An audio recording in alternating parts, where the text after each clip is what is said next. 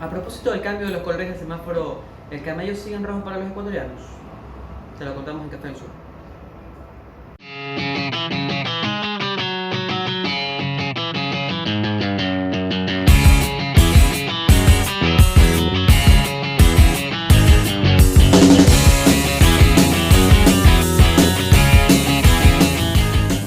Bienvenidos al segundo capítulo de nuestra serie Ecuador, una sociedad post-cuarentena. Hoy revisaremos el color del semáforo del desempleo.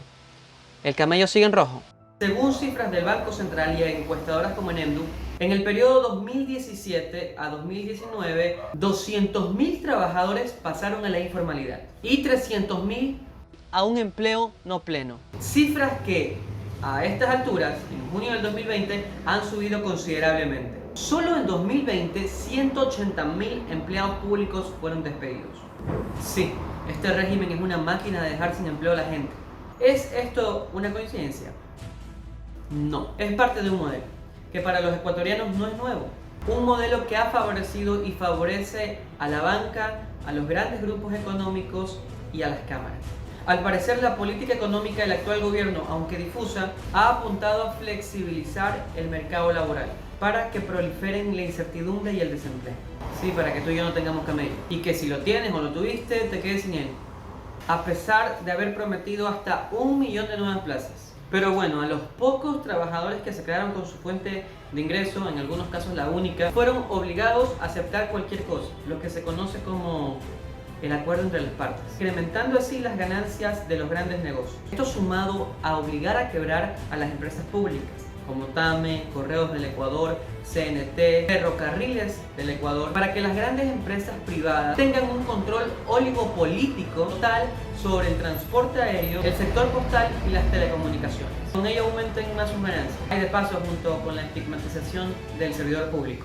Ya, pero ¿tenemos alguna alternativa frente a todo esto? Bueno, sí, que se acabe el régimen, pero mientras tanto, ¿qué? Bueno, para eso te preparamos el segundo programa de Café del Sur. Y lo primero que haremos será conversar con Jorge Almeida, vocero del Frente para la Defensa de las y los Trabajadores Públicos. Para eso, Andrea, te damos paso desde el estudio.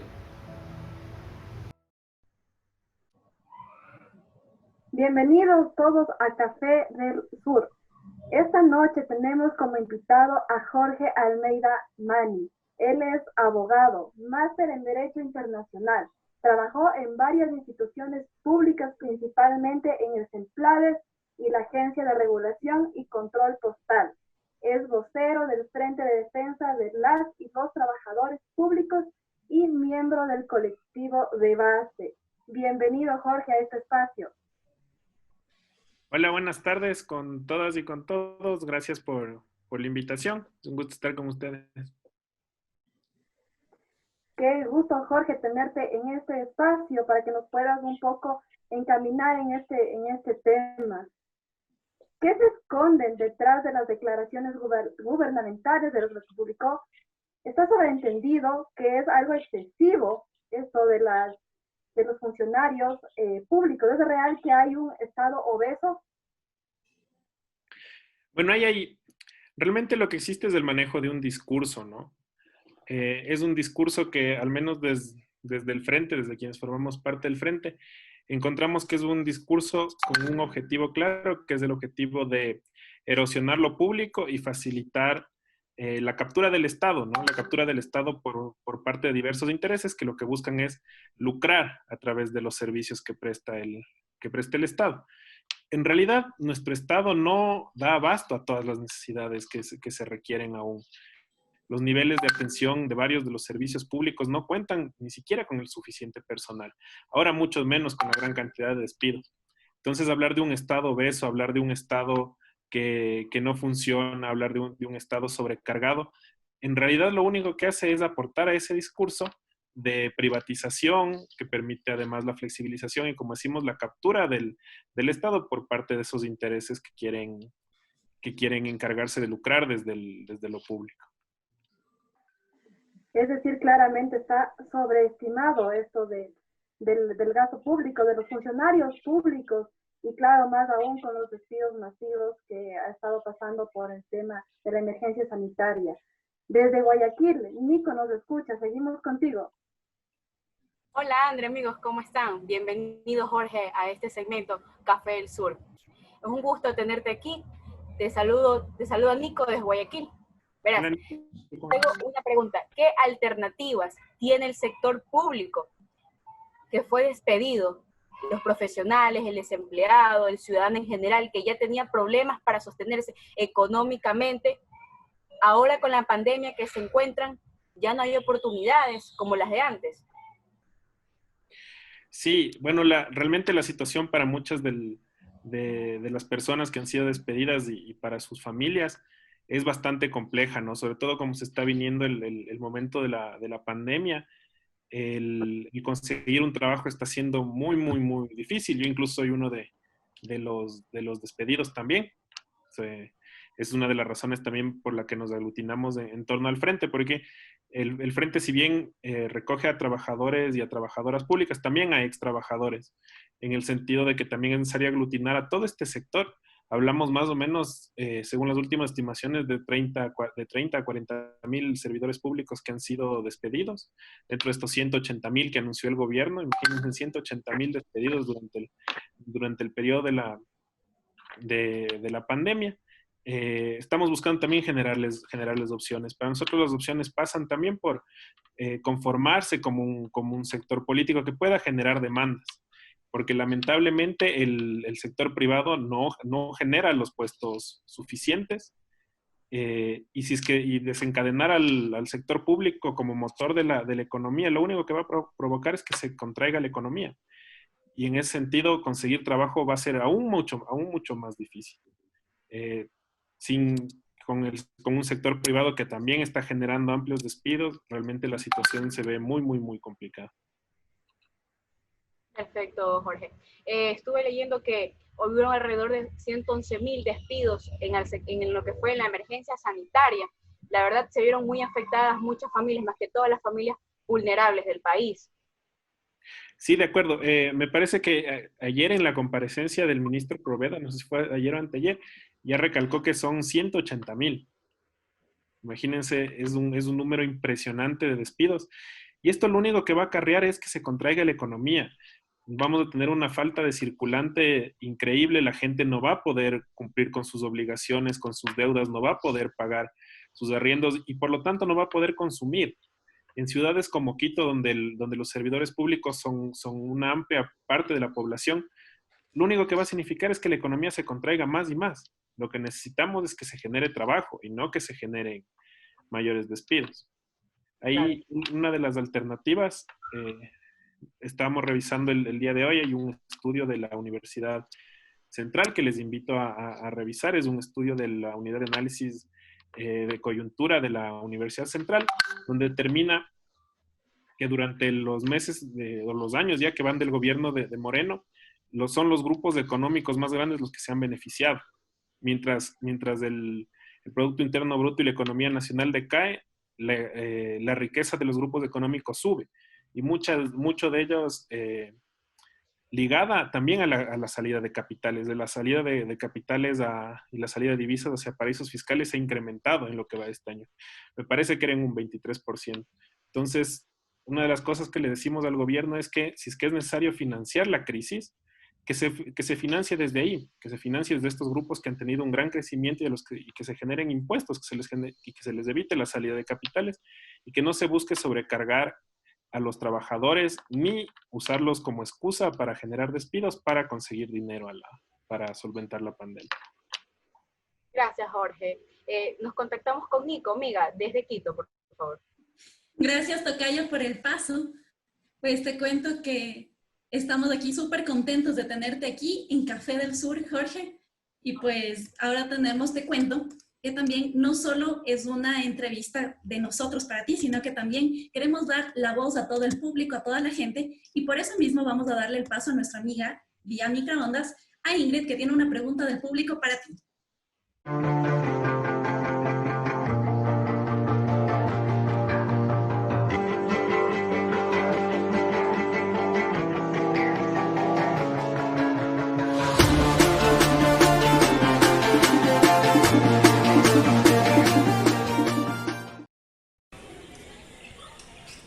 Buen día, chicos en estudios. Un saludo fraterno al abogado Jorge Almeida.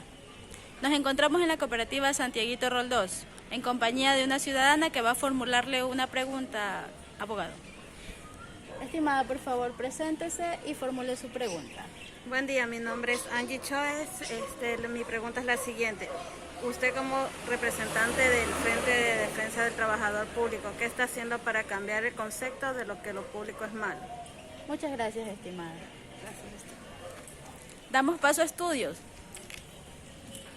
Bueno, les comento, el Frente es una organización nueva que nace desde los servidores y servidoras públicas, ¿no es cierto?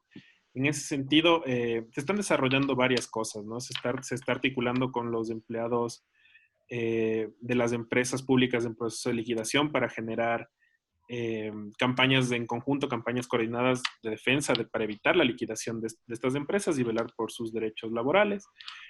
Pero al mismo tiempo estamos levantando toda una campaña de denuncias públicas. Uno de los principales deberes de los funcionarios públicos es salvaguardar los bienes públicos y los intereses de los ciudadanos.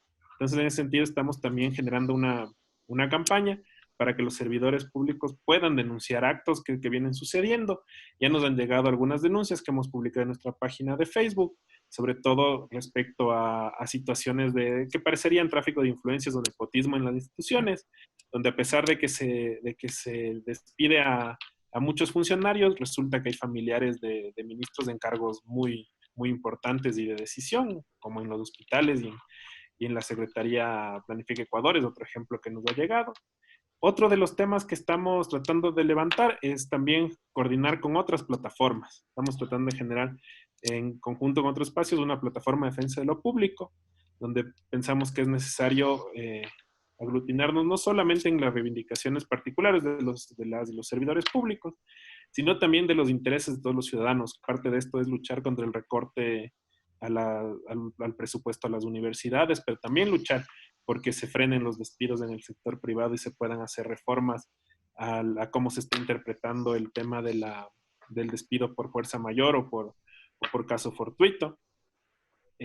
Justo nos acabas de mencionar hace un ratito unas campañas. ¿Cómo podría la gente denunciar? ¿A dónde pueden ir? ¿Su página de Facebook? No sé, ¿cómo pueden denunciar ellos también?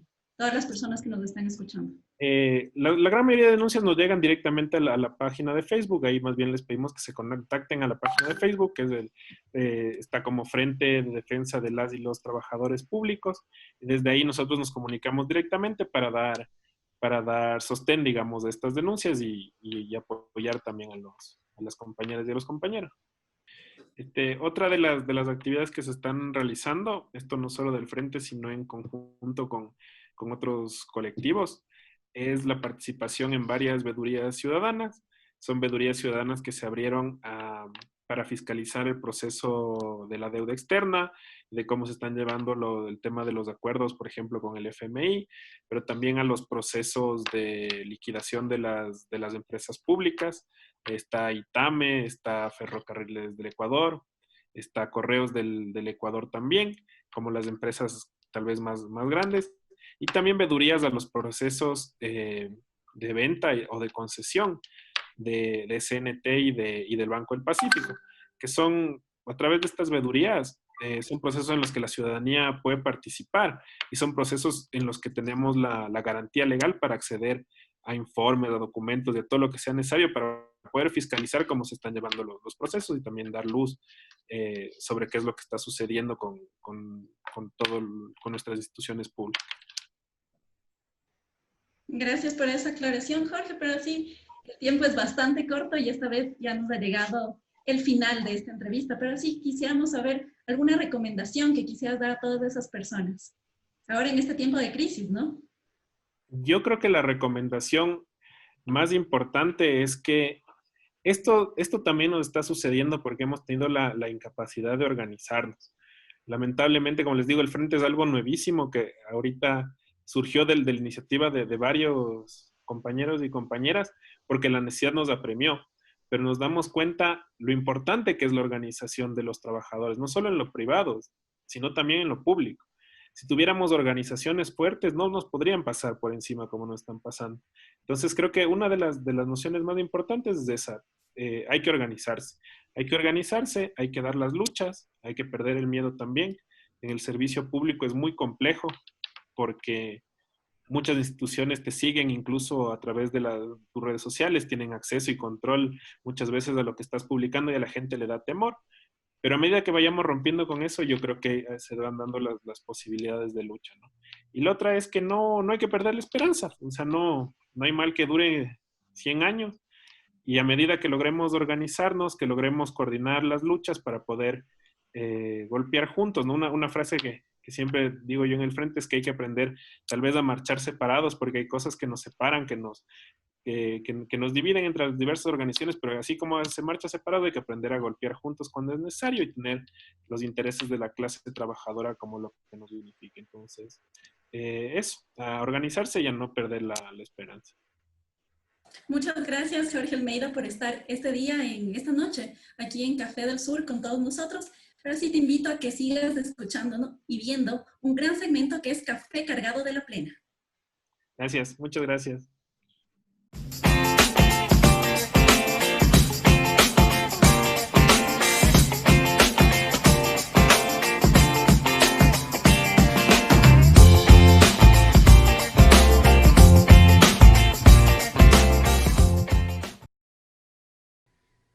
Hola, es obvio que vienes por otro cafecito cargado de la pena.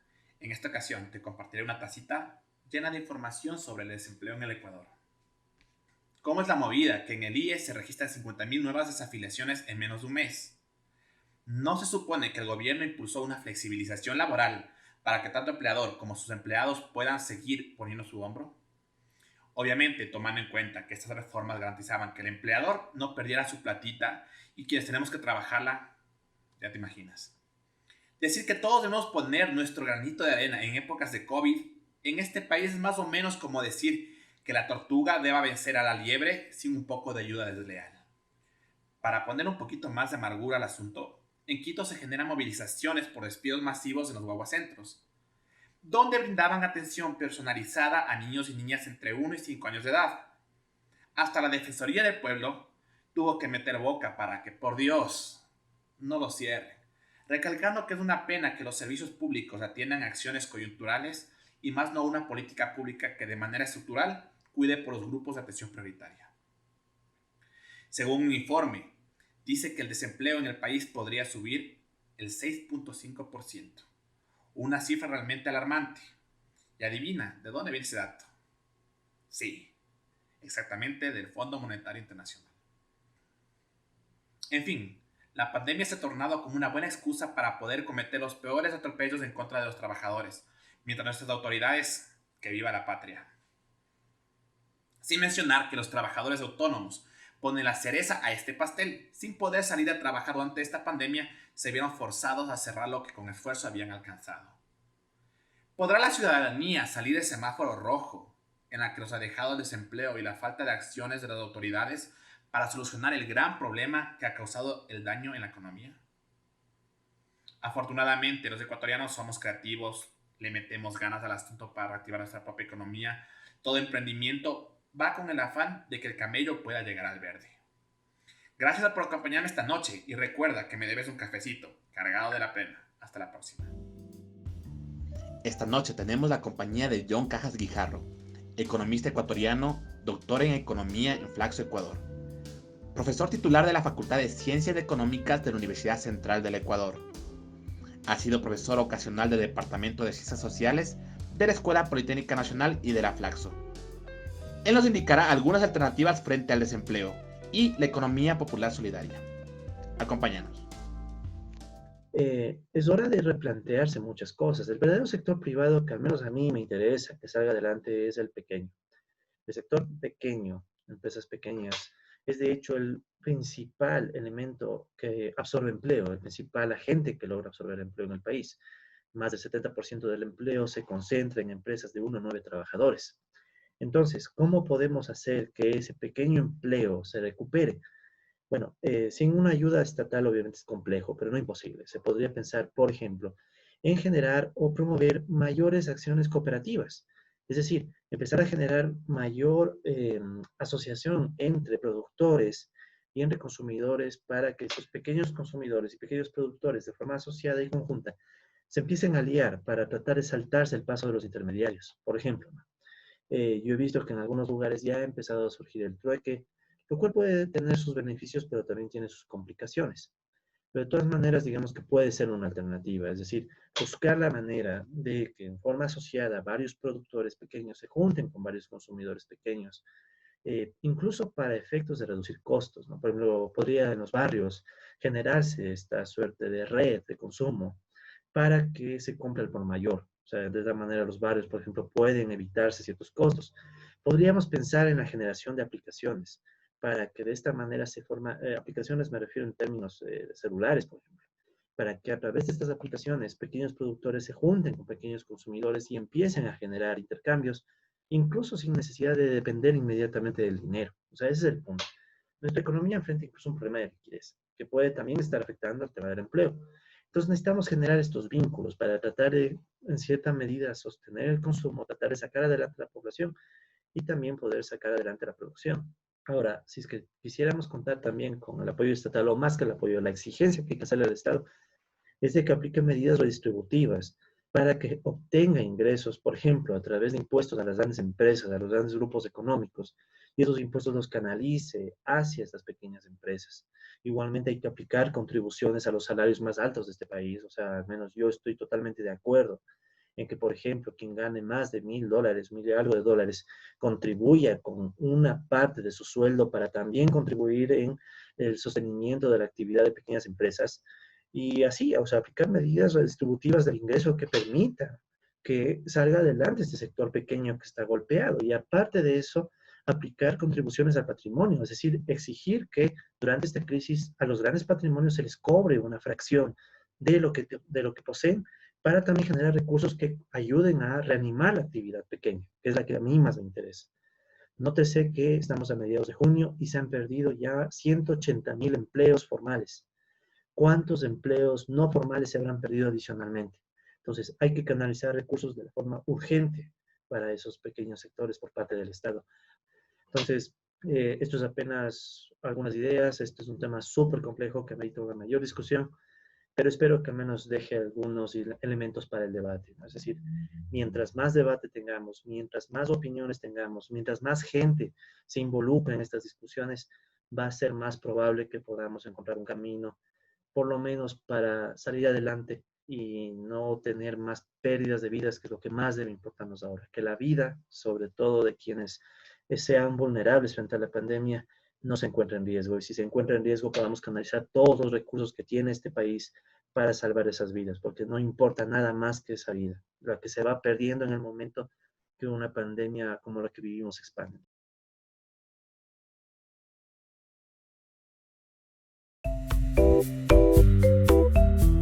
Hola, soy Enrique Ruiz, ingeniero en producción y dirección en artes multimedia, graduado en la Universidad Católica Santiago Guayaquil, y mi segunda pasión siempre ha sido la cocina. Por eso tengo un emprendimiento que se llama Verde Coloso, donde entregamos desayunos a domicilio. Estuve trabajando para una empresa, pero debido a la pandemia, la empresa tuvo que hacer recorte de personal y por ende me quedé sin trabajo. A raíz de la crisis y de que no contaba con un ingreso fijo de dinero, comencé a estudiar temas de emprendimiento, de marketing y de negocios. Entonces, con todos estos conocimientos, me di cuenta que habían nuevas necesidades en el mercado. Una de ellas en particular era la entrega de comida a domicilio. Y había una en especial que era desayunos.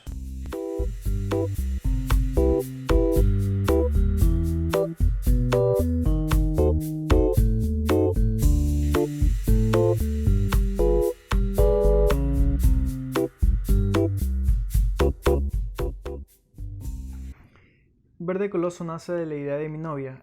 Ella quería crear un negocio de comida a partir del verde y gracias a mis habilidades y a la ayuda de su hermana decidimos lanzar Verde Coloso, siempre buscando un diferenciador, que en este caso era el bolón coloso, el cual es un bolón de 1 kilo. Gracias a este emprendimiento también hemos podido ayudar a los pequeños comerciantes del sector. A ellos compramos los suministros básicos como el verde, el queso, la carne. Entonces podemos ayudar a estas personas también. Y día a día seguimos avanzando, seguimos creciendo, que hemos podido lograr entrar a Uber Eats, ahora vendemos a través de esa plataforma y también a través de nuestro delivery.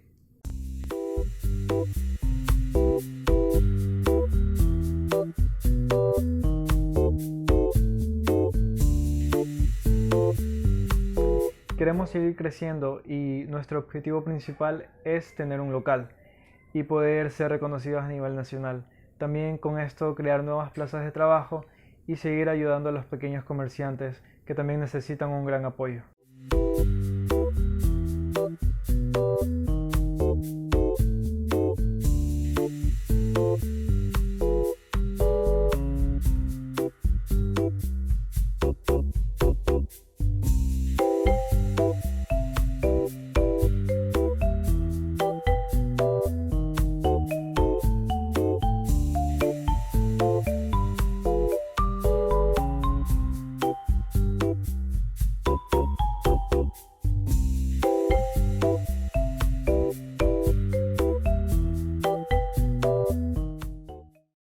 Encuéntranos en nuestras redes sociales que se encuentran aquí abajo. Si nos ves desde YouTube, suscríbete y activa la campanita.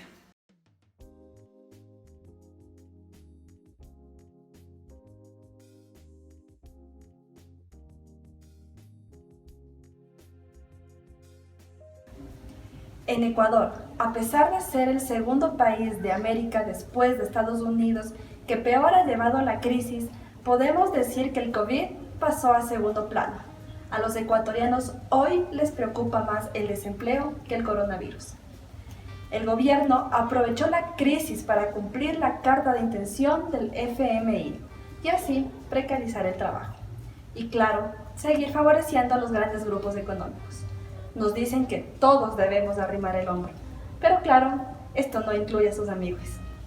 Pero ya, en serio, en medio de esta realidad es necesario buscar alternativas, apostar por la economía popular y solidaria, comprar menos a las grandes cadenas y más a los pequeños productores, usar las nuevas tecnologías de información y comunicación para nuestros productos y servicios, y así reactivar la economía. Pero no nos engañemos, esta no es la verdadera salida. La verdadera salida es que el ente que genera el desempleo y la falta de oportunidades en el pymes desaparezca. Y para eso, sí, adivinar, el actual régimen debe de irse. Por lo que es importante el poder que te da la democracia, para que en las próximas elecciones tu voto sea quien reivindique la lucha de los trabajadores. Y no como es ahora, solo para el 1% de los ecuatorianos. ¿Quién gobernó con Moreno estos 3 años? Te lo dejamos de tarea. Esto fue Café del Sur. Nos vemos la próxima semana.